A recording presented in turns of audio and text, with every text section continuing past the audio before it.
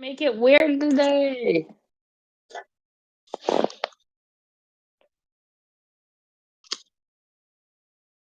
Well, I can actually explain that a little bit. Okay, So I guess we're going to dive right 157, into it. and we're all spiraling. So,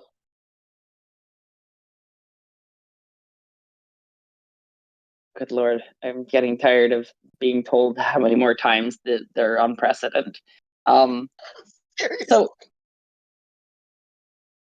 so here's a little information on why TikTok was banned and unbanned. So that was actually a power play done by the company that runs TikTok because they set up that thing on the inside of their app that said TikTok is banned due to a law and that message about Trump coming in.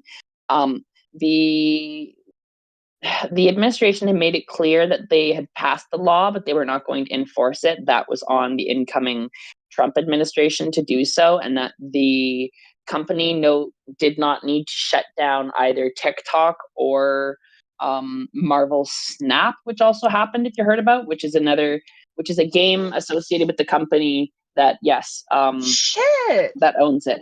So that really pissed people off.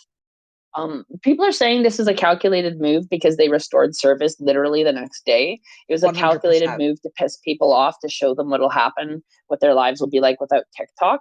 But also, wow. I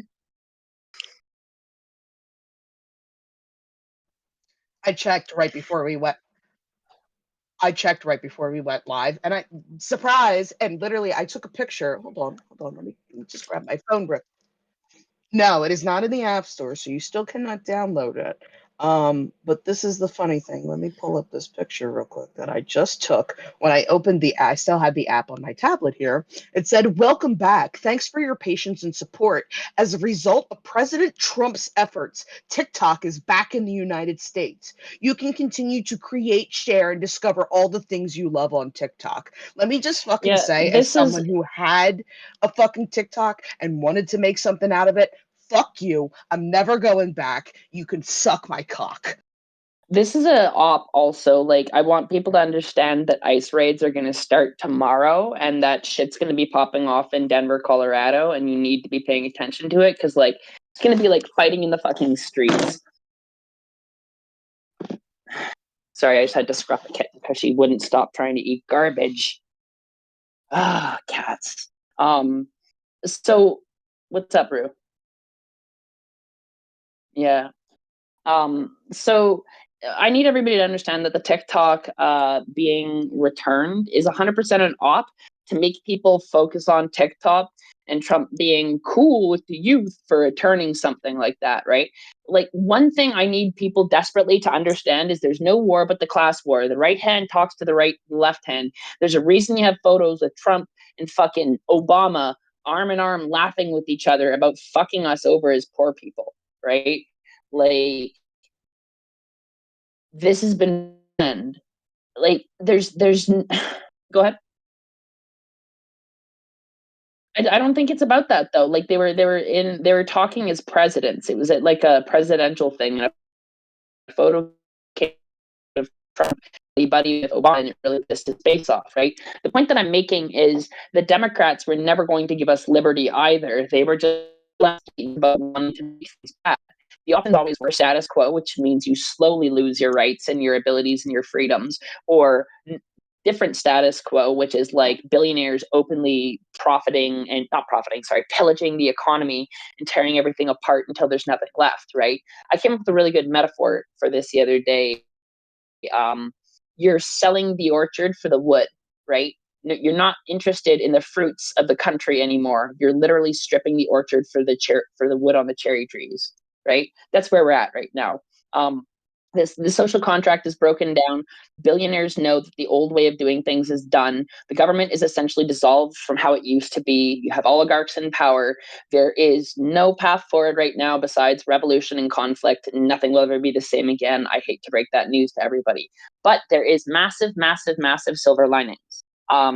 One, the TikTok ban brought everybody over to Red Note. What that did is actively brought together Chinese community and the Western community, and especially Canada and Germany, you're all on that to see what's happening. And there's a live cultural exchange right now that's breaking down the propaganda barrier between China and the US. And people are seeing Chinese citizens and being like, wow, I have more in common with them than I do any of the ruling billionaire oligarchs over here, right? And people are seeing how, like, we've been told that, there's starving kids in China. Guess what? All the starving kids are in the United States. China has such, like, good, like, living standard for people, and food is so cheap.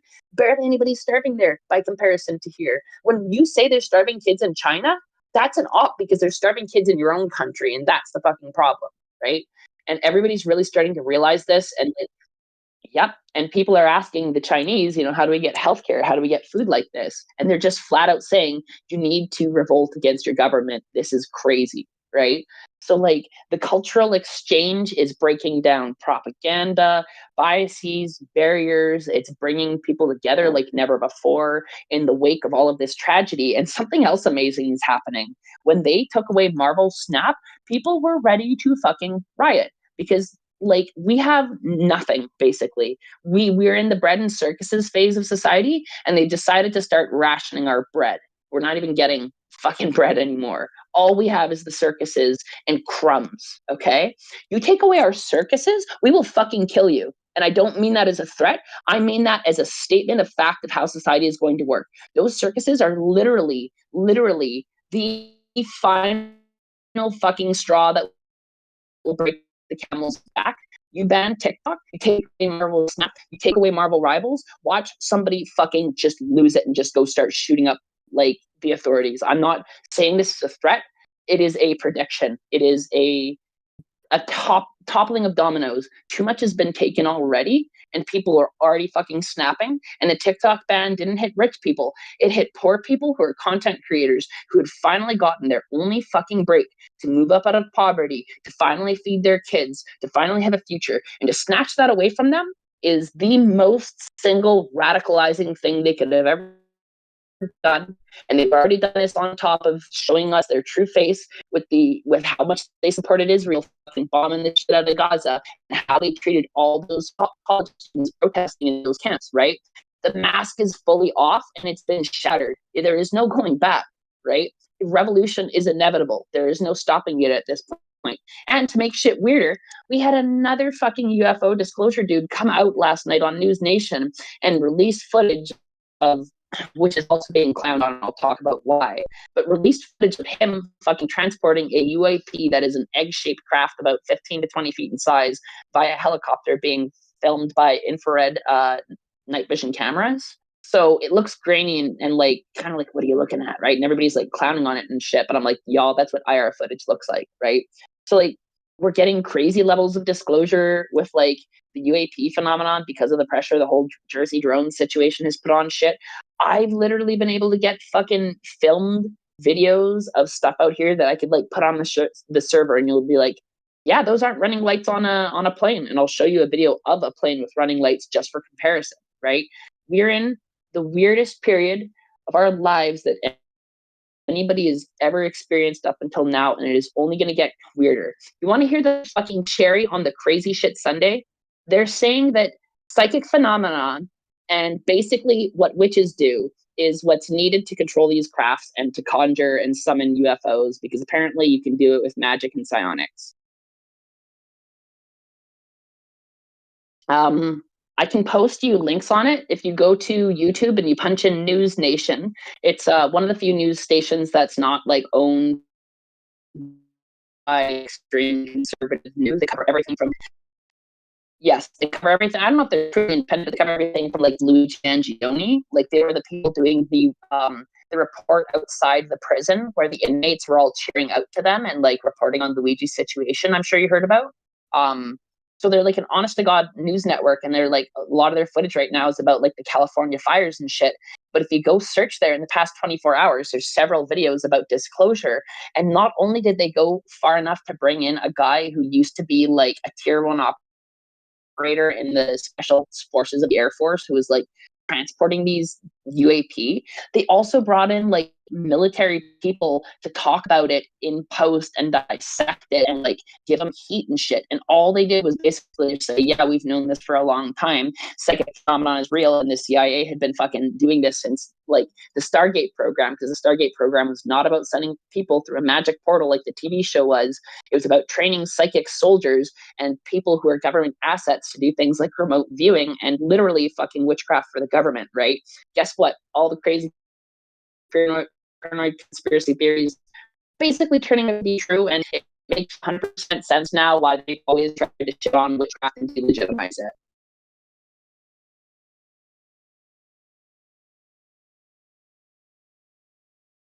So I don't know. That's exactly what I was gonna say. Where do we fucking go from here, right? When like people from the government are coming out and saying magic is real and UFOs are real. I'll see if I can fix that.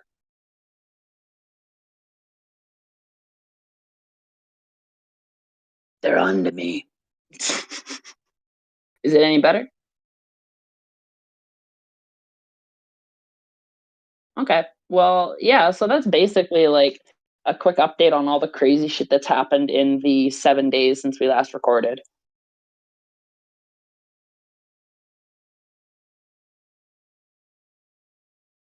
Yep.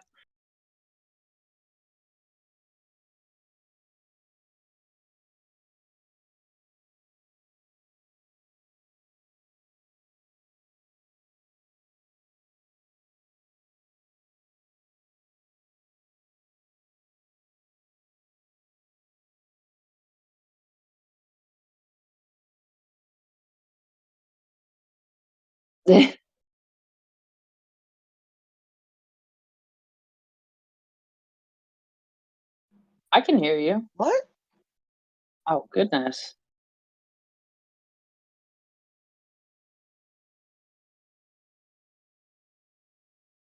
Have I been picked up? Yeah, Kai can hear you. And the Holy. reason I had to drop out for my other headphones decided to randomly connect to the tablet. Boo. So like the I tablet take it couldn't back. pick up my So, huzzah! My voice exists. Sorry, guys. What were you saying, bro? No, when I dropped out, it was my other headphones randomly decided to connect to my tablet, and so I couldn't hear you guys and I couldn't talk. And that was because my tablet decided to connect to two headphones at once, and then I was like, what the fuck is going on? I'm pretty But sure I this figured is it out not 'cause I'm Mercury here. retrograde. It's not. It's just called bullshit. Yeah, it's called bullshittery. Yeah, Paranormal interference. I think I had some. I was having connection issues when I logged on. So. You are good, sir. Yeah. I'm back. So yeah, you were saying before you cut out that you're not used to how rapid fire everything is going on. Yeah, it's just so much, and it's been like that at like an increasing pace, like ever since, I don't know, like I was in high school, so I guess early 2000s. You know, it's just like the post 9/11 world is just it's been buck wild. It's been absolutely buck wild, and it's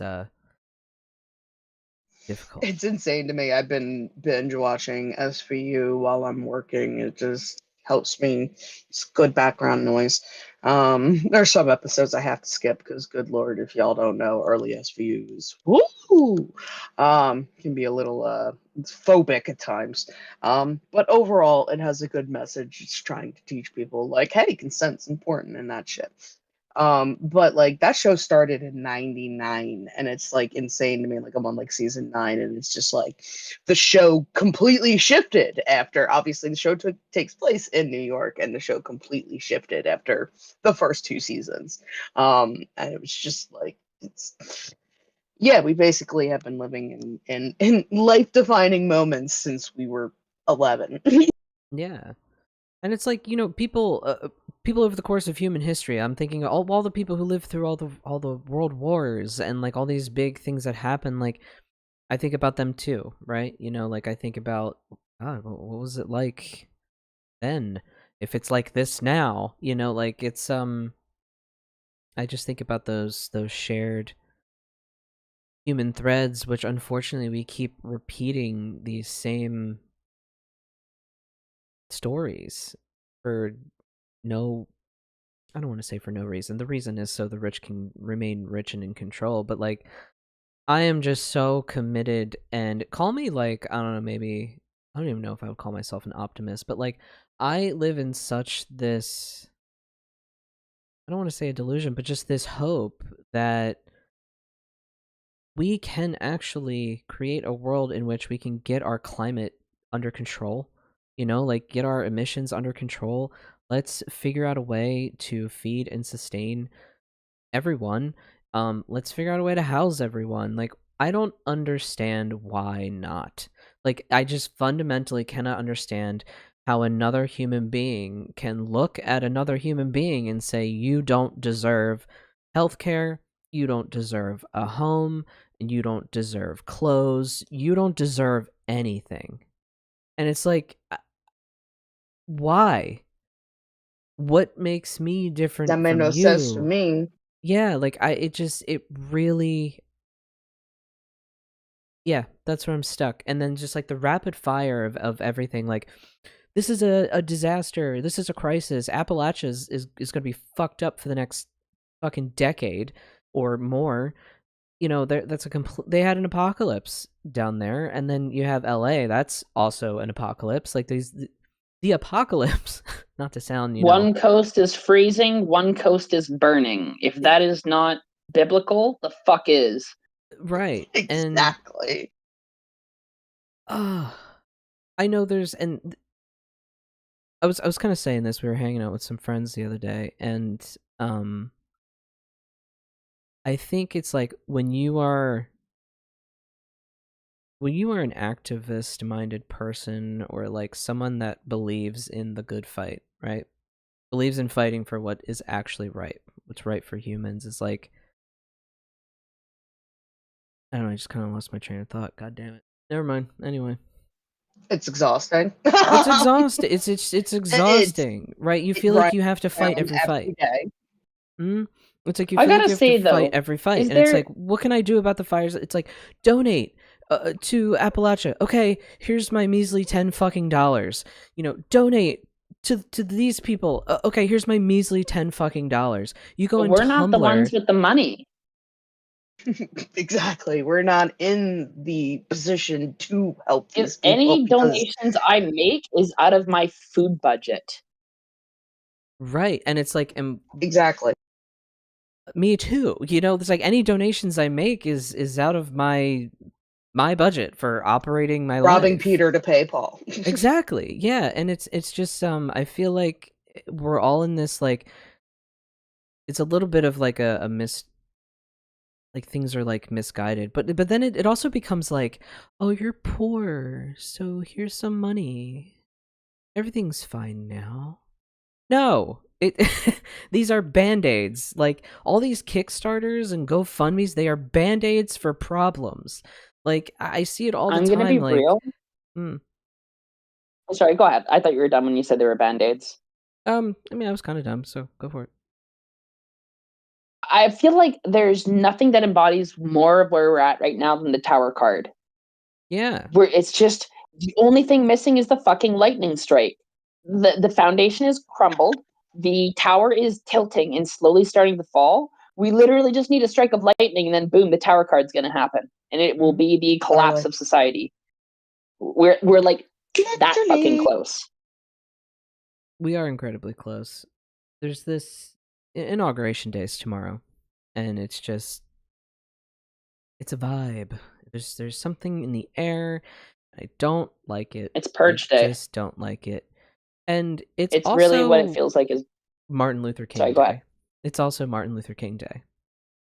And it's also our 5-year anniversary of us getting and married. I am just not mentally okay. It's just I'm sorry. Because when we got married 5 fucking years ago, we got married on paper because I was losing my health insurance. I was like, oh shit, like I got priced out of my health plan, and I was like, I can't afford this. And Rue was working for Amtrak and was like, well, we're getting married then, I guess. And so that's what we did. And then that's what we did in January of 2020, January 20th of 2020. And then by Valentine's Day, COVID. Correct. And it just like, it was bizarre. We didn't get to have a wedding until 23? Correct. Or not May of 23. No, 23. not 23. Yeah. Was it 23? May Yeah. of 23. May of 23. And like, I spent my 30th birthday in lockdown. Yeah. Yeah. And since then, I had to leave Amtrak thanks to COVID, and I have hopped so many jobs, and now we're both working for the same company, and they decided that our health insurance doesn't fucking matter. So now we're basically in a worse position than we were 5 fucking years ago. Yeah. Yeah. Yeah. I lost my health insurance this year too. I didn't tell you all that, but we got fucked with the Directors Guild of Canada shit. Actually, I think I did mention it, and Yeah, I you don't did have any mention health it. coverage Yeah, beyond just my we're all in the meds. same Yeah. boat. Yeah. And it's this, I can kind of, Scott's got a migraine, so wasn't able to join us today, but we were hanging out with them last night, and Scott did have an idea as kind of like a topic. So I can kind of like talk about that here. Even Scott, our teddy bear loving Scott, is full of rage.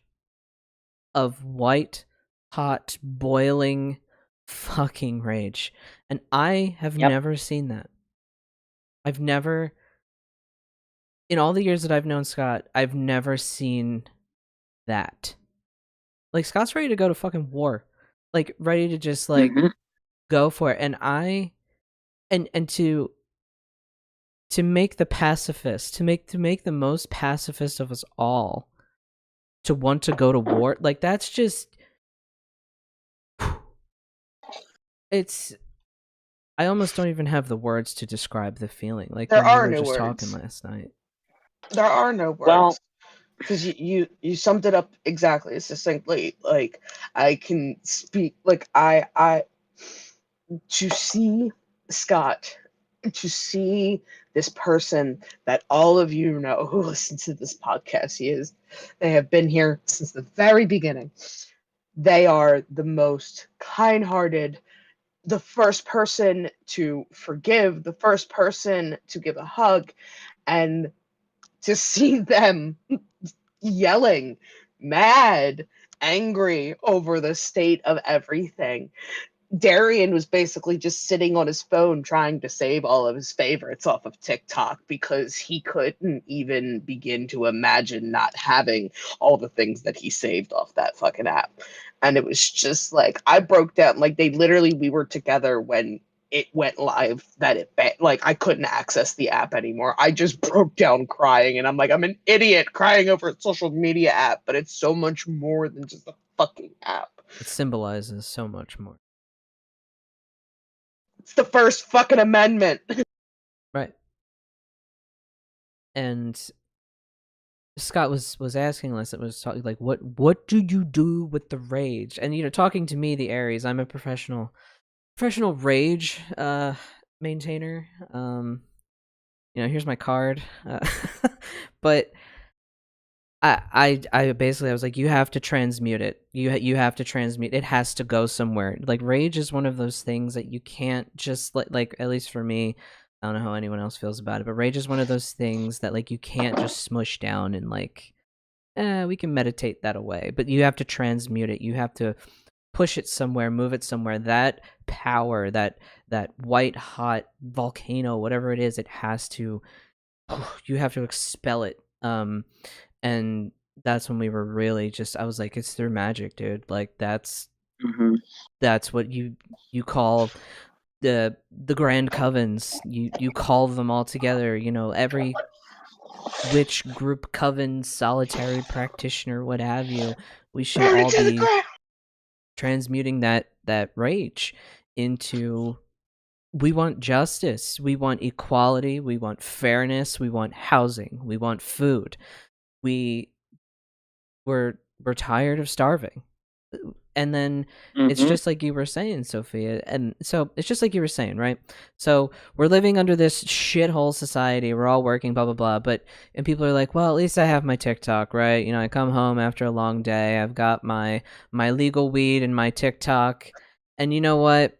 I guess that's okay, right? For my human fucking peasant existence, right? And then they go, nah, you can't have that either. And you're right. Unanimous decision in Supreme Court history. Yeah. What the fuck? Was to fucking deprive us. Yep. I'll say this. If you want something to do with your rage, remember this. It is a fucking gift. It is a liberating force. You grab that motherfucker, you fashion it into a blade, and you cut anything in your path that stops you from liberation. Like a machete, hack your way out of the fucking jungle, because we are not getting out of this without a fight. Also, Agreed. I have a quote, because it always comes back up in my mind when we feel hopeless. And y'all already know where this is from. I don't even need to introduce this. I can't do this, Sam. I know. It's all wrong. By rights, we shouldn't even be here. But we are. It's like in the great stories, Mr. Frodo, the ones that really mattered. Full of darkness and danger they were. And sometimes you didn't want to know the end. Because how could the end be happy? How could the world go back to the way it was when so much bad had happened? But in the end, it's only a passing thing, this shadow. Even the darkness must pass. A new day will come, and when the sun shines, it will shine out clearer. Those were the stories that stayed with you, that meant something, even if you were too small to understand why. But I think, Mr. Frodo, I do understand. I know now. Folk in those stories had lots of chances of turning back, only they didn't. Because they were holding on to something. What are we holding on to, Sam? That there's some good in the world, Frodo, and that it's worth fighting for. Yeah, Lord of the Rings. Once you said Sam, I was like, oh yeah. Yeah, if you don't cry when you're reading that after going through everything we've been, I don't know what to tell you. Because Tolkien knew the script fucking 100 years ago because he saw it in the wars. It's the same battle it's ever been. Right. We're fighting for the future of humanity. Literally, though, because like we have evidence now, like the planet is not in good shape. You know, like it's not in good shape to support us, right? And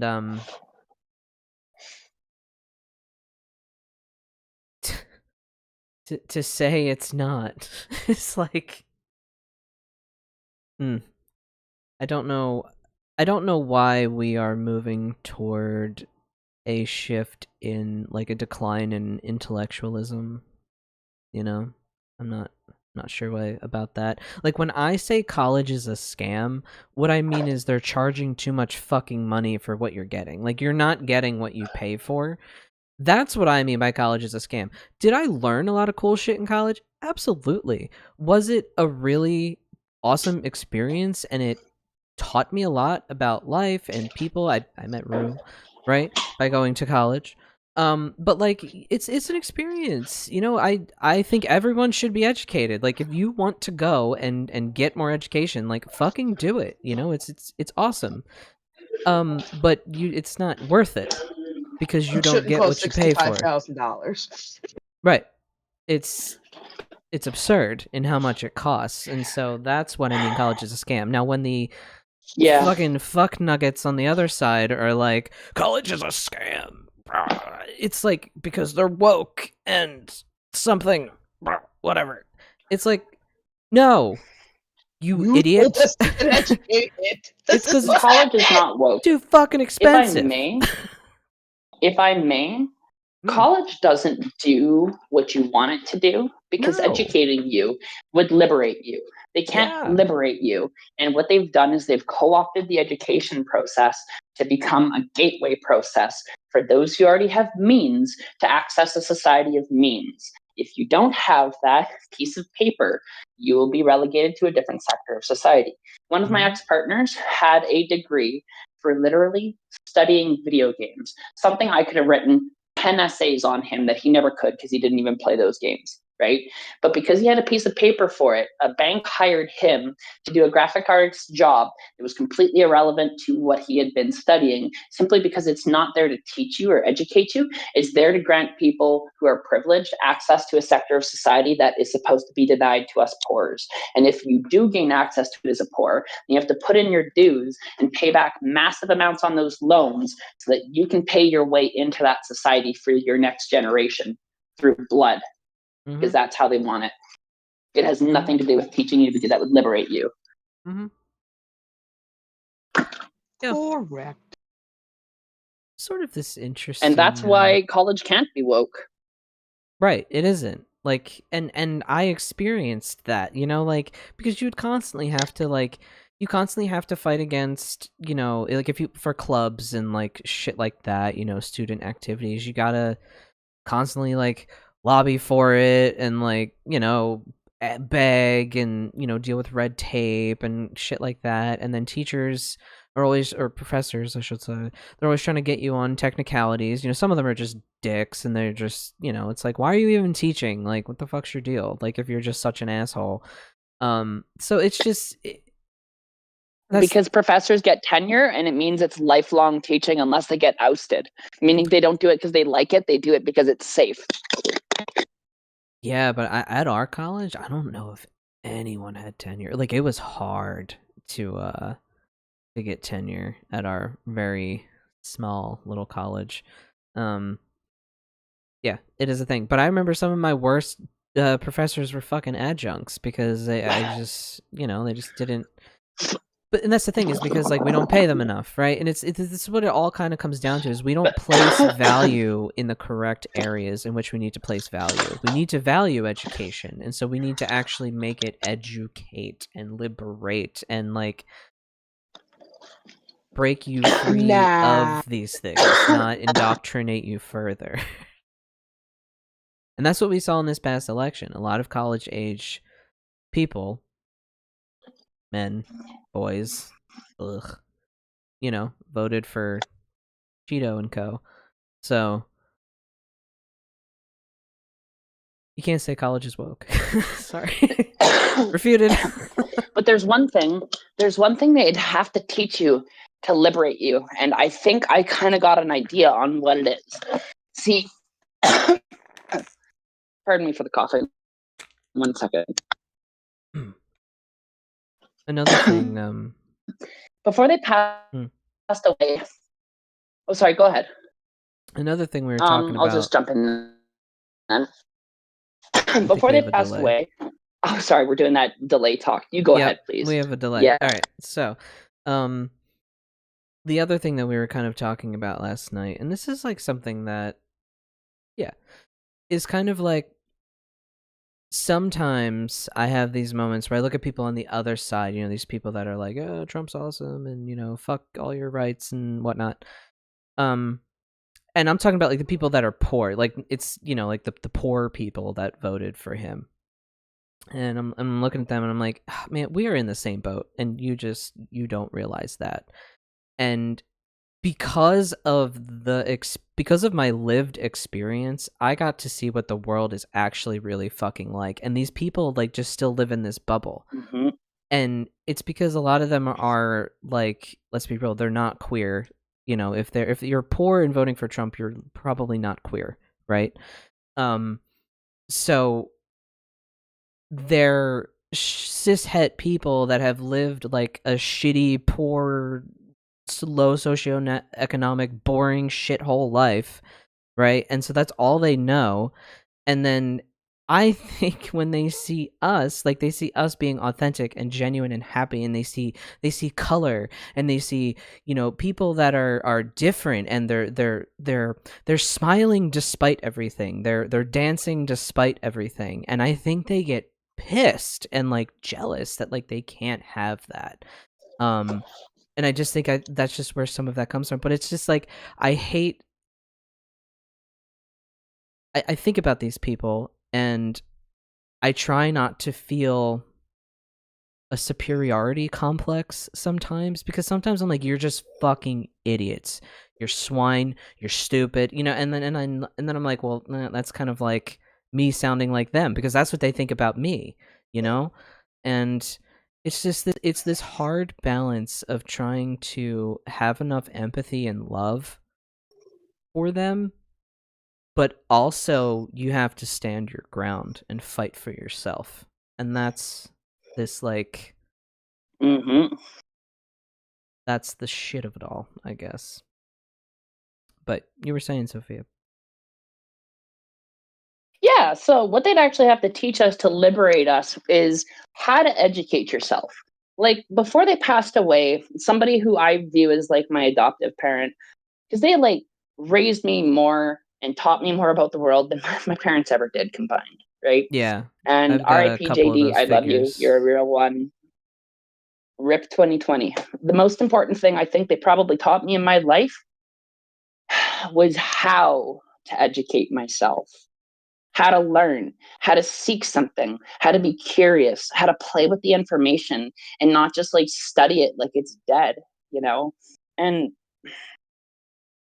that's really the key, is that liberation has to feel like play, right? It has to feel good. It will feel frustrating at times too, and it will feel like white hot anger focused into a spear point. But it will also be play at times when we gain back our freedoms, you know? Mm-hmm. And it can't all be anger and tears. We have to remember why we're doing this, right? And you can fight against evil without a piece of hate in your heart. You can. Yeah, that is possible. Not everybody will, and that is okay.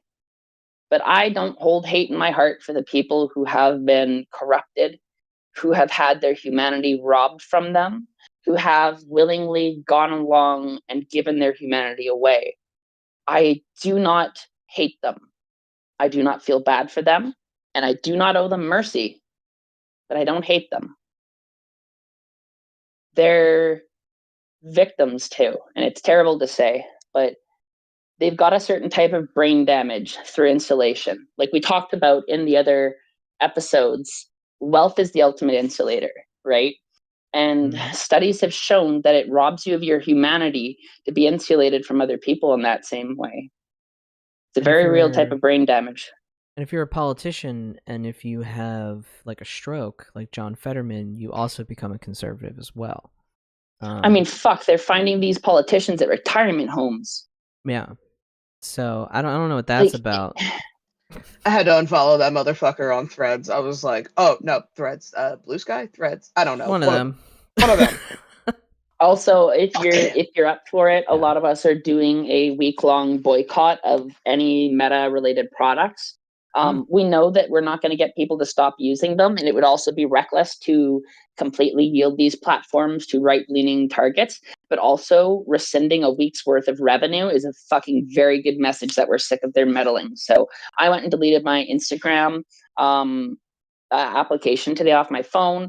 And since I don't let Facebook have an application on my phone because it's an egregious way to backdoor into my phone when it started as a fucking web-based browser, I by principle only ever use Facebook on my phone through a web browser. I refuse to ever download that fucking app and let them have the backdoor into my phone further than they already do. The only way they get my shit is through Brave or through Instagram, and now I'm not even using Instagram for a hot minute.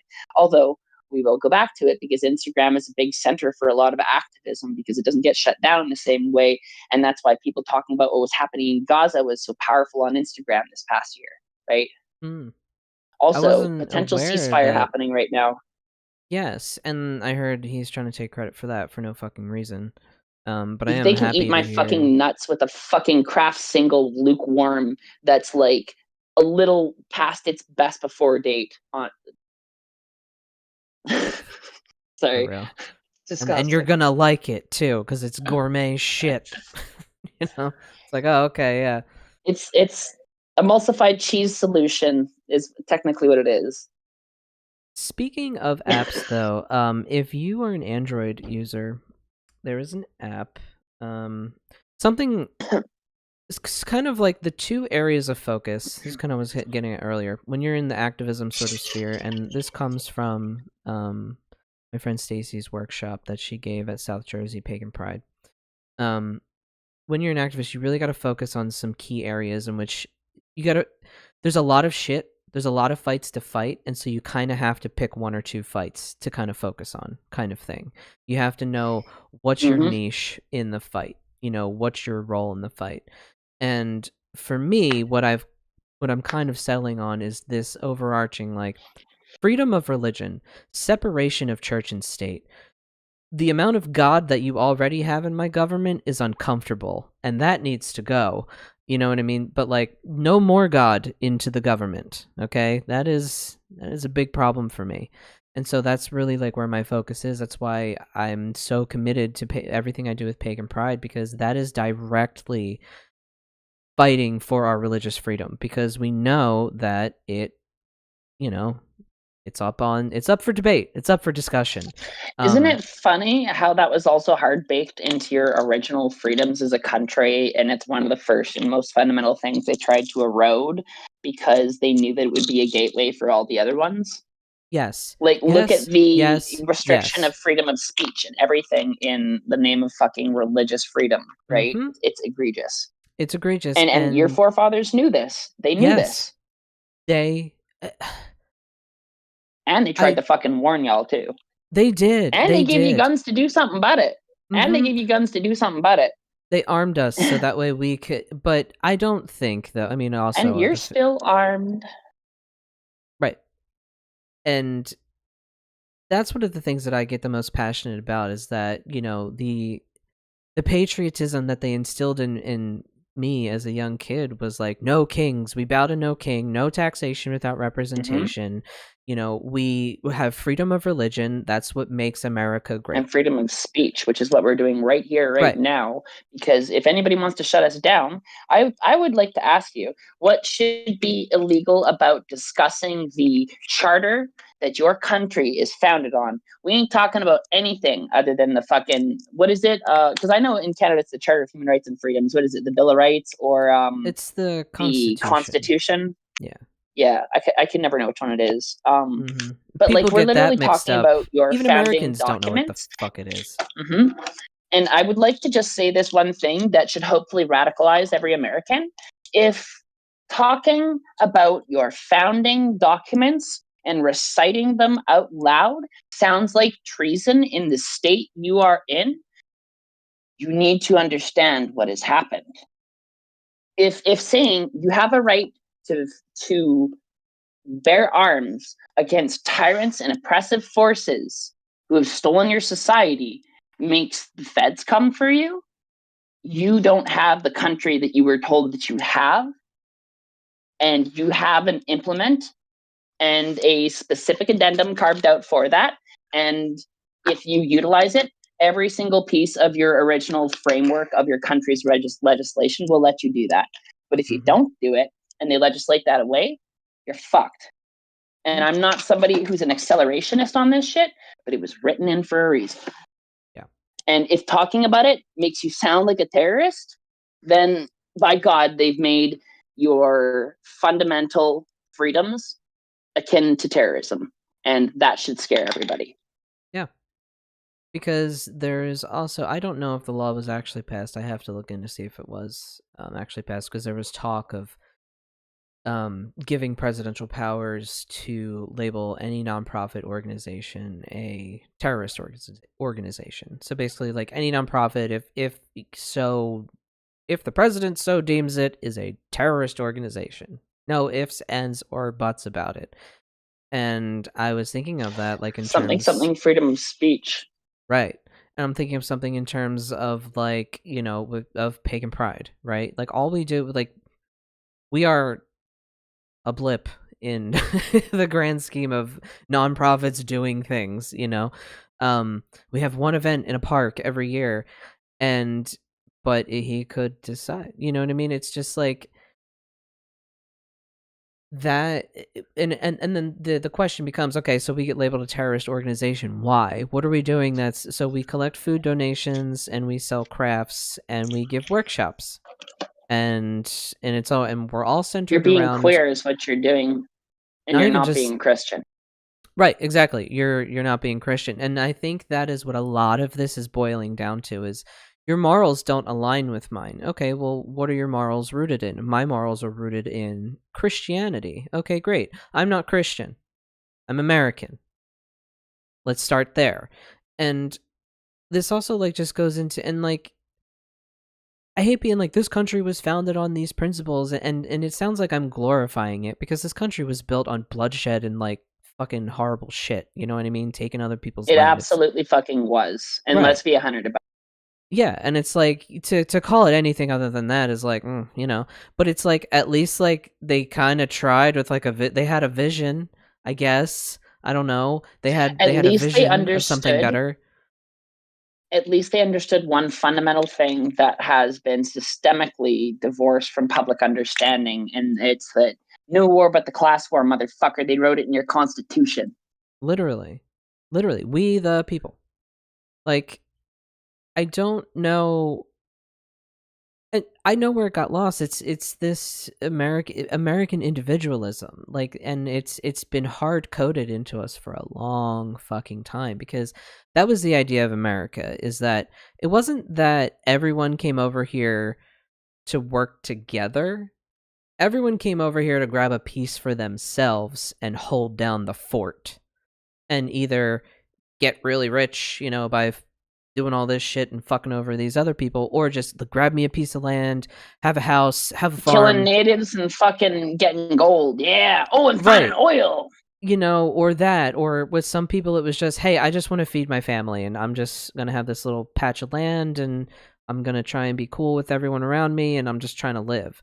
You know, like, there's all kinds of people, but everyone came over here escaping this, like, as escape. We all came here as like fucking refugees, just about. Some of us came here as, you know, rich. I mean, a lot of the people that came here trying to capitalize on everything were already rich. Like, they had money funding them. You know, that's why they had so much ships and resources and guns and all these things to bring over, is because they had someone funding them. You know, you follow the money, you follow the evil, you follow the blood. That's where it is. And I just, my heart goes out to the people like us that just get lost in the fucking shuffle. It just, like, and get fucked repeatedly. Just fucked repeatedly. Like, all we are trying to do is live. That is the point of the meaning of life, is to fucking live. It's to fucking live. It's to have to feed yourself, clothe, you know.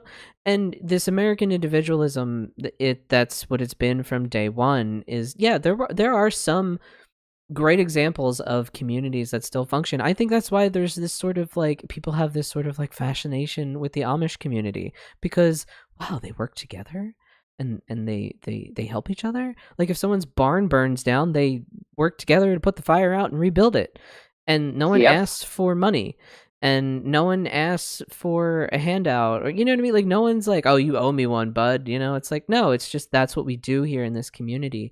And I would love to see more of that sentiment elsewhere. We're not free if all of us aren't free. Yeah. We're not provided for if all of us aren't provided for. Right. Like, all these people with their homes in LA and down in Appalachia and everything, like, oh, I can't get home insurance now. I can't, you know, oh, we're not going to cover fires, you know. And it's like, well, all I'm doing is playing same with by LA. Yeah, and it's like, all I'm doing is playing by the rules. You set the rule. Okay, this is our society. I'm playing by the rule, and now what? Like, and you know what?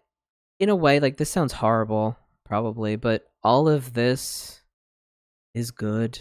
Oh, it's terrible to say. All of this bad shit is good, because this is what radicalizes people. This is what radicalizes people. So, that's exactly what we were talking about on a side server. We were saying, I gave the exact rant that I did here, saying, you know, all we had was bread and circuses, and they took away the circuses now. Yeah, and my friend's like, all we have left is bread, and I'm like, well, we only have crumbs, and she's like, yeah, but crumbs is still bread. And I'm like, yes, but there's a distinction worth making there. A crumb is but a crumb, you know. Right. And if you think that a crumb is enough to survive on, when the only thing keeping this together was bread and circuses, no, it's not enough, and it's already collapsed. I also want to point out that there's now a massive amount of people displaced and desperate from both Appalachia and LA, and the disasters are only getting worse and literally radicalizing more people. And the first thing that the TikTok ban did was radicalize people. There's no way out of this. The American society is going to revolt within a year. There's no other fucking way. It's just a matter of balance, and I've been calling this for a hot fucking minute. Like I said a while ago, we're gonna have societal collapse completely within 2 years. If we survive this winter, we will not survive next winter. And guess what? Doesn't look like we're making it through this one, huh?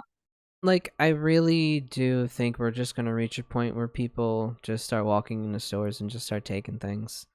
And yeah, it's already happened. And they're starting to call it looting when communities are just trying to like reallocate resources when they've been fucking burnt down on everything. And it's funny because those people don't even get their property. They lose everything. And these rich motherfuckers get to come in and buy entire cities, right? Mhm. And then they get to shut down small businesses on TikTok. And everyone is having this massive, massive, massive wake up moment of like, you're the real fucking villains. You're the real people stealing jobs. You're the real fucking parasites. And there's no way out of it.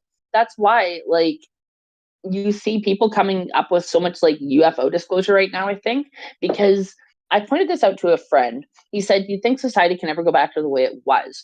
And I said, "No, because the social contract is already completely destroyed. There is no repairing this. There's only trying to make a way with enough power to reshuffle the cards in your favor, right? Mhm. That's the play, and that's why everybody in power is acting like an utter sociopath right now, because they know the old world's dead. It's done. It is completely fucking dead. We are in the singularity now. That's why everything feels so quick and it's happening so much. Like literally people are predicting this for a long fucking time, and they said it would be the rise of AI, but it doesn't even necessarily have to be that. It's just a coalescing of events that comes to a boiling point, right? And it quickens at an exponential rate. So we're in the fucking singularity now. Nothing's ever going back to the way it was. The only thing you can do is forge a new world.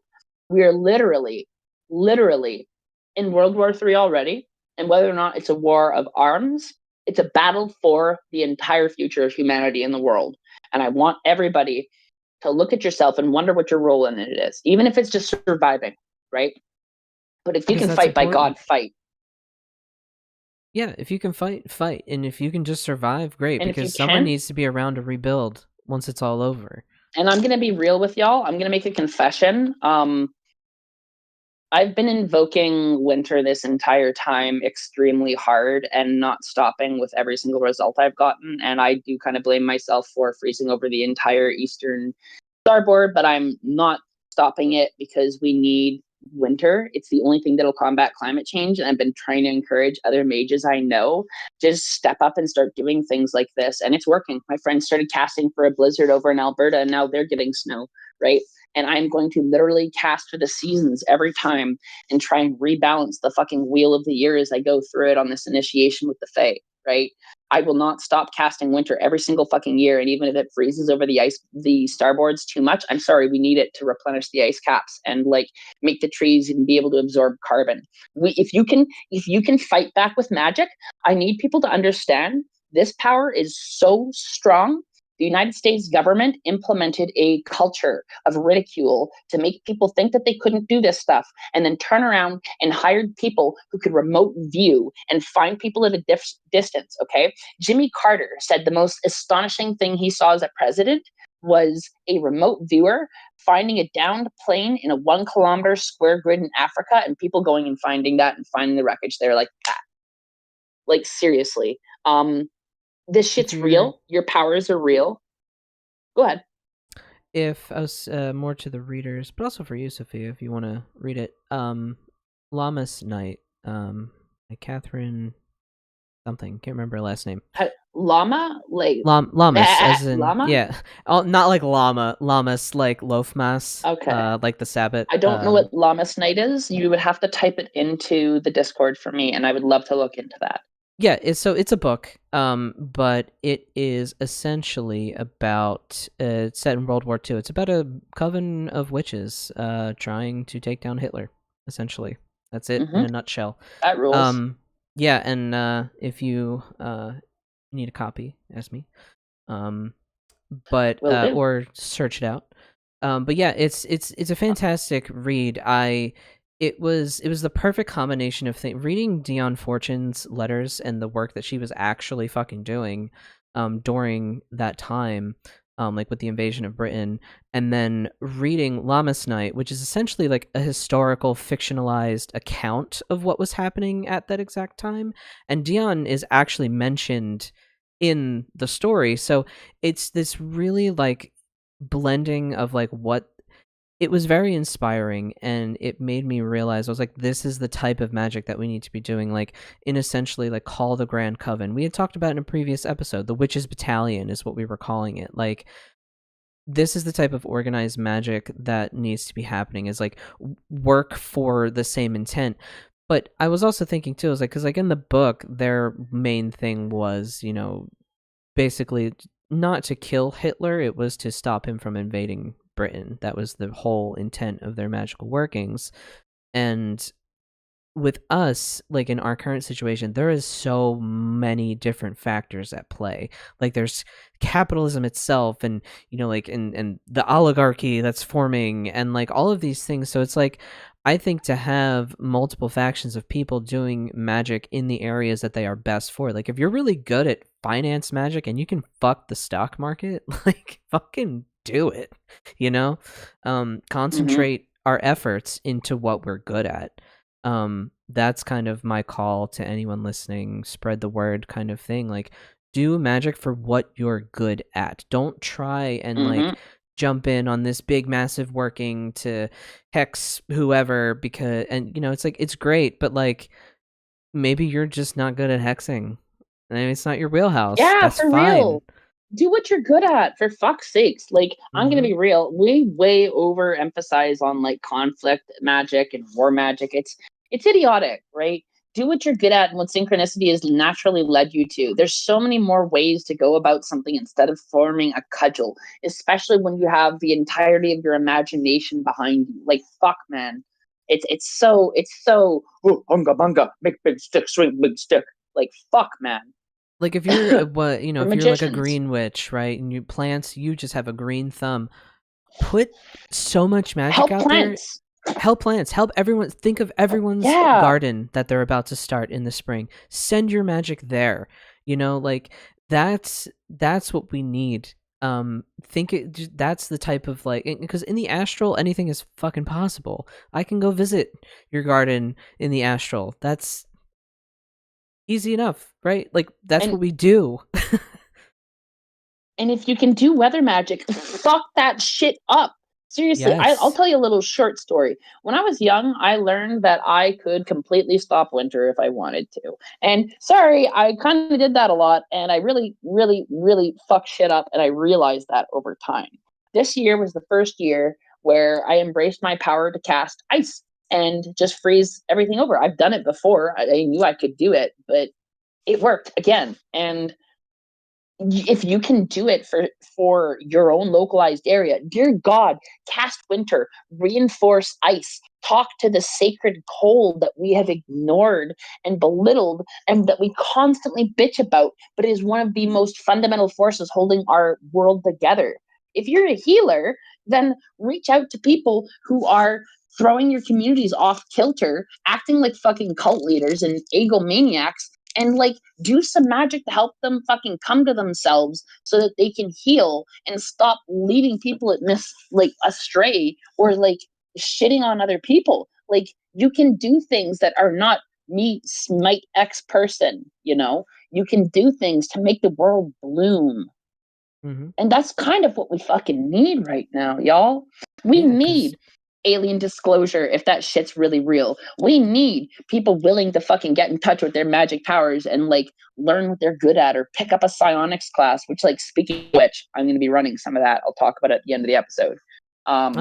We need you to explore your gifts. And it's one of the most important things that you could do to liberate humanity right now. Like, one of my mage friends constantly says, like, he should black block and go to all these things and put himself at risk. But it's like, dude, you can literally conjure UFOs by thinking about them, okay? It sounds insane to other people who are outside of the phenomenon, but like, once you've had a close encounter and you know how the shit works, it's It's not hard and it won't leave you alone, and it'll talk to you through synchronicity constantly, because synchronicity is a replacement for being able to audibly hear spirits talk to you or see them, right? Mm-hmm.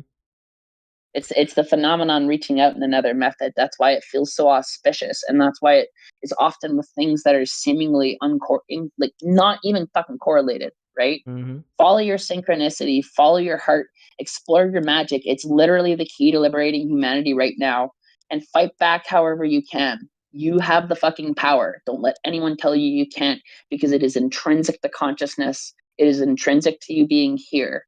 You've always been able to do it. You just need to give yourself permission and start seeking. Kai was saying in the chat, I needed a pep talk like this. So yeah, I think I kind of did too. Like I kind of had to get. Sometimes we give ourselves a pep talk. I think when we're here, because sometimes when we get together, we're like, man, shit is fucked.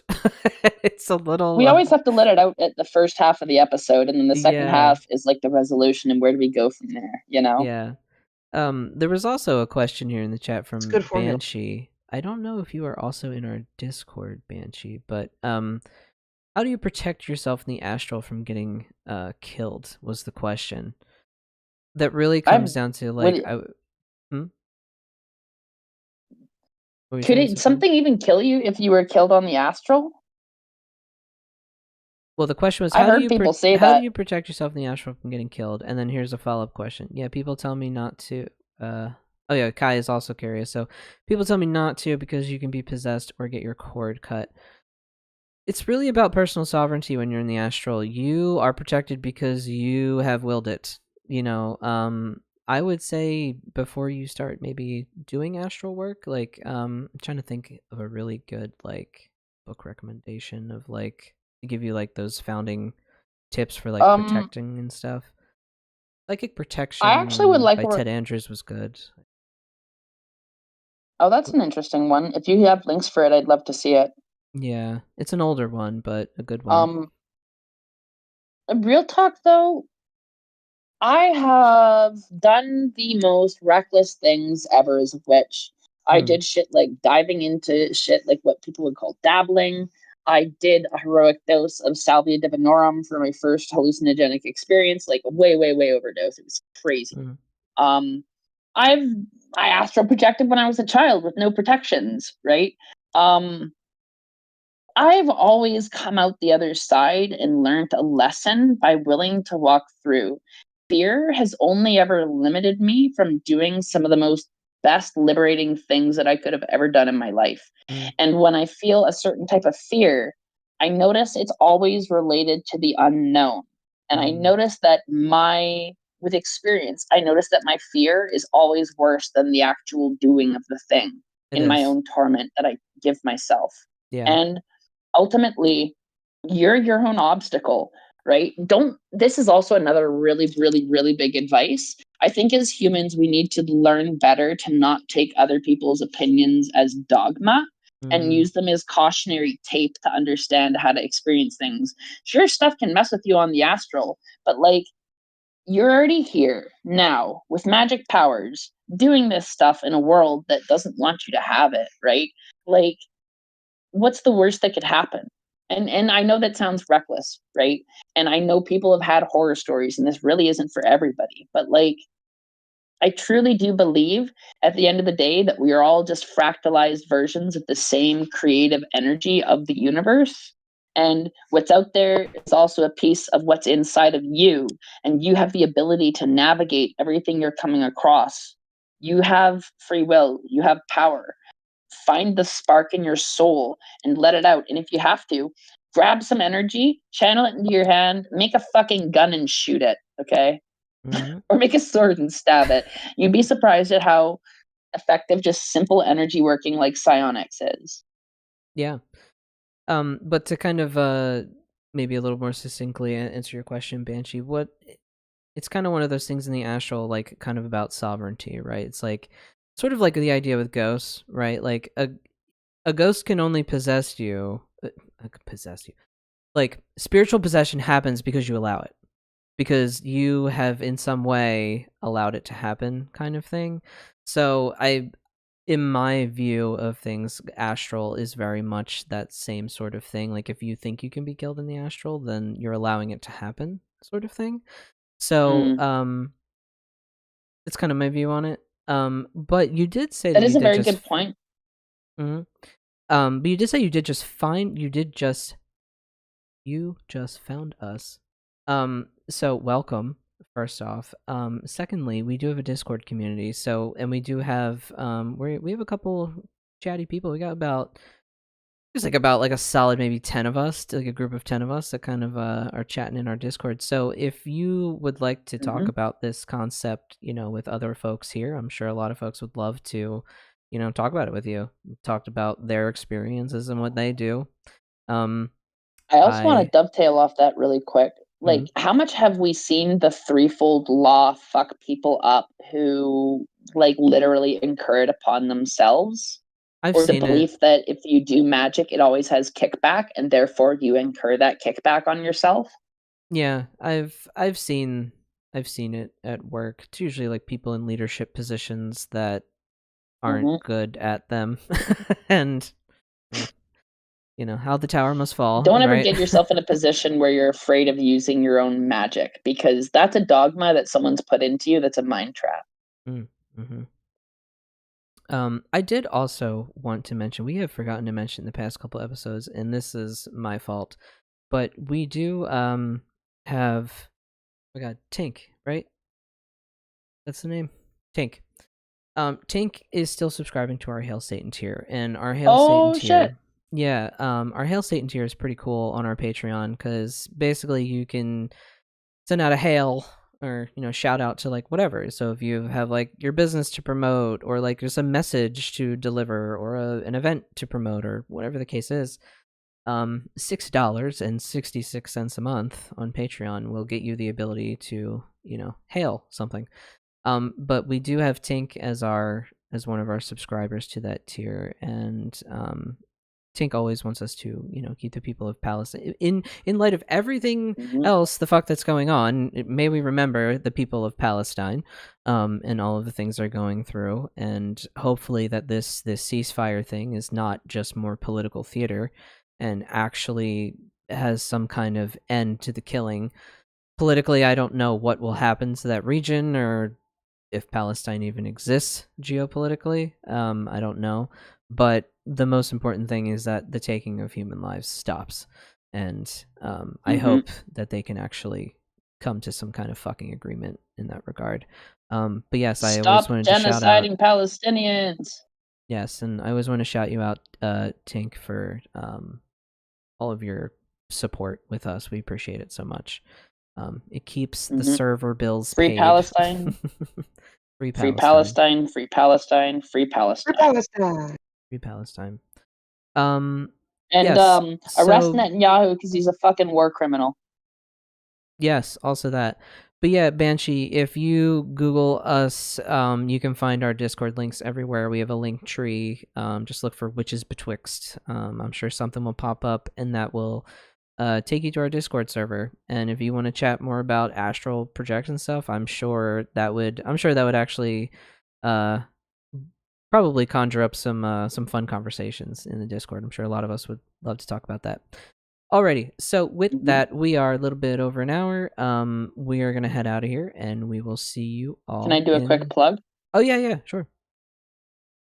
So, if anybody's interested, reach out to me via the server on Discord. DM me. I have a side server where we're going to start doing psionic lessons Sunday at a time slot that we have yet to agree on. If that interests you, come find me. And it's literally free, and it's a group participation thing. So, yeah. Awesome. Alrighty, everyone. We will see you in the next one. Do magic. We'll see you. Be gay, crime. Be gay, do crimes.